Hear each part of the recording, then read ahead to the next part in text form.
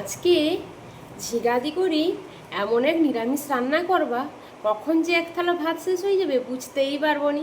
চলো তাইলে রান্নাটা শুরু করি। অনেকেই ভাবো তো নাম শুনি করি নিরামিষ আবারে তো সিরিয়াস কেন।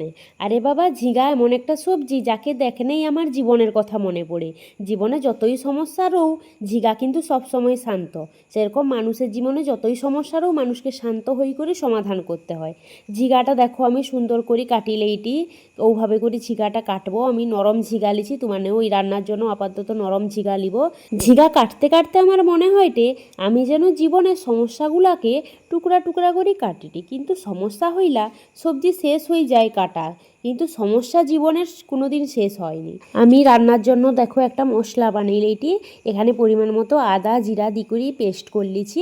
তার উপরে দিতেইটি হয়টে 2 চামচ পোস্ত, কাজু, চালমগজ আর 1 চামচ সাদা তিল দি করি এই পেস্টটাকে সুন্দর করি পেস্ট করি রাখি দিবা মিহি করি। এবার একটা কড়াই লিছি, কড়াইয়ে পরিমাণ মতো সরিষার তেল দিই, তেলটা গরম করলিছি। তেলটা গরম হয়ে গেলে দিবা হয়টে এখানে পরিমাণ মতো 5 ফোড়ন। 5 ফোড়নের গন্ধটা তরকারিটাই খুবই সুন্দর লাগবে। যখন দেখবো 5 ফোড়নের গন্ধ উঠে গেছে তখন বুঝবো ফোড়নটা ভাজা হয়ে গেছে।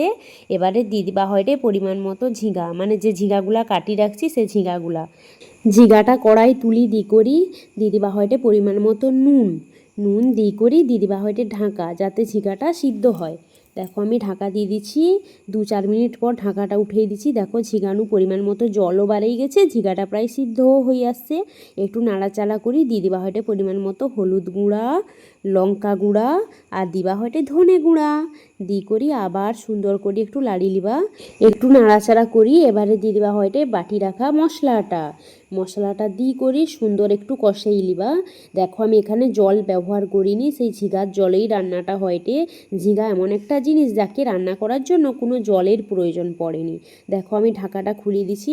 ঝিঙানু প্রায় অনেকটাই জল বাড়িয়ে গেছে। উপর একটু কাঁচা সরিষার তেল দিয়ে দিচ্ছি আর দিচ্ছি হয়টে স্বাদ মতো চিনি দি করি। আবার দেখো কিছুক্ষণের জন্য আমি ঢাকা দিয়ে দিচ্ছি 2-4 মিনিটের জন্য। দিয়ে একটু খুন্তির সাহায্যে লাড়িলেইটি ব্যাস আমার ঝিঙার নিরামিষ তরকারি একবারে কমপ্লিট। গরম ভাতের সাথে এ তরকারিটা খাই না এমন শান্তি পাবো যে মনে হবে আজকে জীবনের কোনো ঝামেলা নেই। কিন্তু তারপর হঠাৎ মনে পড়বে কাল আবার কী রান্না করবা। আমার রান্না কমপ্লিট। ভিডিওটা যদি ভালো লাগে লাইক কমেন্ট শেয়ার করব, বন্ধুনাকার সাথে চ্যানেলটা সাবস্ক্রাইব করব এরকম মজার রান্না দেখার জন্য। আজকে তাইলে আইসি, কালকে আবার দেখা হবে নতুন একটা রান্নালি করি। ততক্ষণ সুস্থ রইব, ভালো রইব। টাটা সবাইকে।